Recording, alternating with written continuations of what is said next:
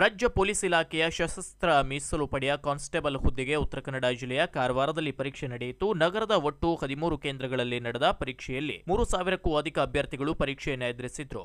ಇನ್ನು ಕೊರೋನಾ ಹಿನ್ನೆಲೆ ಪರೀಕ್ಷೆಗೆ ಹಾಜರಾದ ಪ್ರತಿಯೊಬ್ಬ ವಿದ್ಯಾರ್ಥಿಗೂ ಥರ್ಮಲ್ ಸ್ಕ್ಯಾನಿಂಗ್ ನಡೆಸಲಾಯಿತು. ಪರೀಕ್ಷೆಯಲ್ಲಿ ಎಲ್ಲ ರೀತಿಯ ಮುನ್ನೆಚ್ಚರಿಕೆಯ ಕ್ರಮಗಳನ್ನು ಕೈಗೊಳ್ಳುವ ಮೂಲಕ ಆಯೋಜನೆ ಮಾಡಲಾಯಿತು. ಹೆಚ್ಚಿನ ಸಿಬ್ಬಂದಿಗಳನ್ನು ಪರೀಕ್ಷಾ ಕೇಂದ್ರಗಳಿಗೆ ನಿಯೋಜಿಸಲಾಗಿತ್ತು. ಮೀನು ಅಂದಾಕ್ಷಣ ಮೀನು ಪ್ರಿಯರು ಚಡಪಡಿಸುವುದು ಸಹಜ. ಅದರಲ್ಲೂ ಗಜನಿಯಲ್ಲಿ ಸಿಗೋ ಮೀನಿಗೆ ತುಂಬಾನೇ ಬೇಡಿಕೆ. ಜನರ ಬೇಡಿಕೆಗೆ ತಕ್ಕಂತೆ ಕಾಗಲ್ದ ಉದ್ಯಮಿ ಹಾಗೂ ಎಪಿಎಂಸಿ ಸದಸ್ಯರಾಗಿರುವ ಅವರು ಅಪರೂಪವಾಗಿ ಸಿಗುವ ಮಿಲ್ಕ್ ಫಿಶ್ ಹೆಸರಿನ ಮೀನನ್ನ ಕೃತಕ ಸಾಕಾಣಿಕೆಯನ್ನ ಮಾಡುತ್ತಿದ್ದಾರೆ. ಇದಕ್ಕೆ ಗ್ರಾಮೀಣ ಭಾಷೆಯಲ್ಲಿ ಹೂವಿನ ಸೆಳಕ ಅಂತ ಕರೀತಾರೆ. ತಿನ್ನೋದಕ್ಕೆ ತುಂಬಾನೇ ರುಚಿಕರ ಆಗಿರೋ ಈ ಮೀನು ನದಿಗಳಲ್ಲಿ ಸಿಕ್ಕಿದ್ರೂ ಅಷ್ಟೊಂದು ಪ್ರಮಾಣದಲ್ಲಿ ಸಿಗೋದು ಕಷ್ಟ ಎನ್ನುತ್ತಾರೆ. ಹೀಗಾಗಿ RH ನಾಯ್ಕ್ ಅವರು ಸುಮಾರು 5 ಎಕರೆ ಗಜನಿ ಪ್ಯಾಂಡ್ ನಲ್ಲಿ ಮಿಲ್ಕ್ ಫಿಶ್ ಸಾಕಾಣಿಕೆ ಮಾಡುತ್ತಿದ್ದಾರೆ. ಇದರ ಜೊತೆಗೆ ಇನ್ನು ಬೇರೆ ಬೇರೆ ಮೀನುಗಳನ್ನ ಸಹ ಇಲ್ಲಿ ಸಾಕಾಣಿಕೆ ಮಾಡಲಾಗುತ್ತಾ ಇದೆ. ಈ ಮಿಲ್ಕ್ ಫಿಶ್ಗೆ ಗೋವಾ, ಕೇರಳ ಸೇರಿದಂತೆ ಹೊರ ರಾಜ್ಯದಲ್ಲಿ ತುಂಬಾನೇ ಬೇಡಿಕೆ ಇದೆ. ಇದನ್ನ ಹೆಚ್ಚಾಗಿ ಫಿಶ್ ಮಸಾಲಾ, ತವಾ ಫ್ರೈ ಮಾಡಲಾಗುತ್ತದೆ. ಒಮ್ಮೆ ಈ ಮೀನು ತಿಂದವರು ಮತ್ತೆ ಈ ಮೀನು ಬೇಕು ಅಂತಾರೆ. ಈಗಾಗಲೇ ಇಲ್ಲಿ ಬೆಳೆದಿರೋ ಈ ಮಿಲ್ಕ್ ಫಿಶ್ಗೆ ಈಗಾಗಲೇ ಸಾಕಷ್ಟು ಕಡೆಯಿಂದ ಬೇಡಿಕೆ ಆರಂಭವಾಗಿದೆ. ಸರ್ಕಾರಕ್ಕೆ ತೆರಿಗೆ ವಂಚಿಸುತ್ತಿರುವ ವೈಟ್ ಬೋರ್ಡ್ ಟ್ಯಾಕ್ಸಿಗಳನ್ನು ನಿಷೇಧಿಸುವ ಬಗ್ಗೆ Karnataka taxi driver organisations Bhatkal ವತಿಯಿಂದ ನಗರದ ಠಾಣಾ ಪೊಲೀಸ್ ಅಧಿಕಾರಿಗಳಿಗೆ ಮನವಿ ಸಲ್ಲಿಸಿದ್ರು.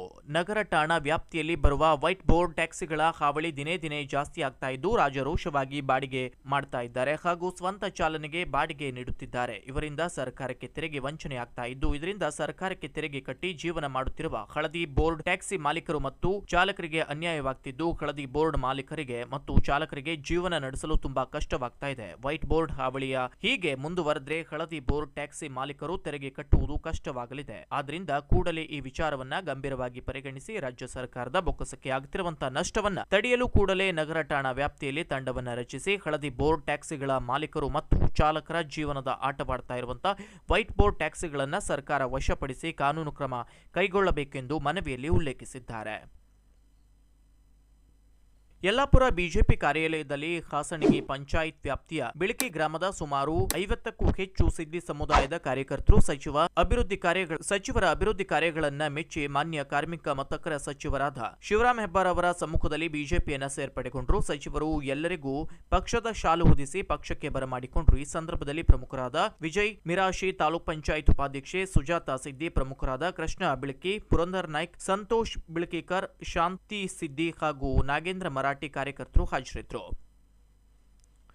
ಕಾರವಾರ ತಾಲೂಕಿನ ಚಿತ್ತಾಕುಲದ ವ್ಯವಸಾಯ ಸೇವಾ ಸಹಕಾರಿ ಸಂಘದಲ್ಲಿ ಖಾಲಿದ್ದ ಒಂದು ನಿರ್ದೇಶಕ ಹುದ್ದೆಗೆ ಅಕ್ರಮವಾಗಿ ಚುನಾವಣೆ ನಡೆಸಲಾಗಿದೆ ಅಂತ ಸಮಾಜ ಸೇವಕ ನಂದ ಕಿಶೋರ್ ನಾಯ್ಕ್ ಆರೋಪಿಸಿದ್ದಾರೆ. ತಕ್ಷಣ ಅಕ್ರಮವಾಗಿ ನಿರ್ದೇಶಕರಾಗಿರುವವರನ್ನ ರದ್ದುಪಡಿಸಬೇಕು ಅಂತ ಸಚಿವ ಶಿವರಾಮ್ ಹೆಬ್ಬಾರ್, ಸಂಸದ ಅನಂತಕುಮಾರ್ ಹೆಗಡೆ, ಕಾರವಾರ ಶಾಸಕಿ ರೂಪಾಲಿ ನಾಯ್ಕ್ ಅವರಿಗೆ ಮನವಿ ಸಲ್ಲಿಸಿದ್ದಾರೆ. ಚಿತ್ತಾಕುಲ ವ್ಯವಸಾಯ ಸೇವಾ ಸಹಕಾರಿ ಸಂಘದಲ್ಲಿ ಮಾಜಿ ಶಾಸಕ ಸತೀಶ್ ಶೈಲ್ ಇತ್ತೀಚೆಗೆ ಶೇರ್ ಪಡೆದುಕೊಂಡು ಹಿಂದಿನ ದಿನಾಂಕಕ್ಕೆ ದಾಖಲೆಗಳನ್ನು ಸೃಷ್ಟಿ ಮಾಡಿ ಸಂಘದ ಯಾವುದೇ ಷೇರುದಾರರಿಗೆ ನೋಟಿಸ್ ನೀಡದೆ ಚುನಾವಣೆ ನಡೆಸಿದ್ದಾರೆ. ಅಕ್ರಮವಾಗಿ ನಡೆದ ಚುನಾವಣೆಯ ಬಗ್ಗೆ ತನಿಖೆ ನಡೆಸಬೇಕು. ಕಾನೂನು ಬಾಹಿರವಾಗಿ ನಿರ್ದೇಶಕರಾಗಿರುವ ಸತೀಶ್ ಶೈಲ್ ಅವರನ್ನ ವಜಾ ಮಾಡಿ ಕಾನೂನು ಕ್ರಮ ಜರುಗಿಸಬೇಕು ಅಂತ ಒತ್ತಾಯಿಸಿದ್ದಾರೆ. ಈ ವೇಳೆ ತಾಲೂಕಾ ಪಂಚಾಯತ್ ಸದಸ್ಯ ಸುರೇಂದ್ರ ಗಾಂವ್ಕರ್, ಮಾರುತಿ ಠಾಣೆ ಹಾಜರಿದ್ದರು.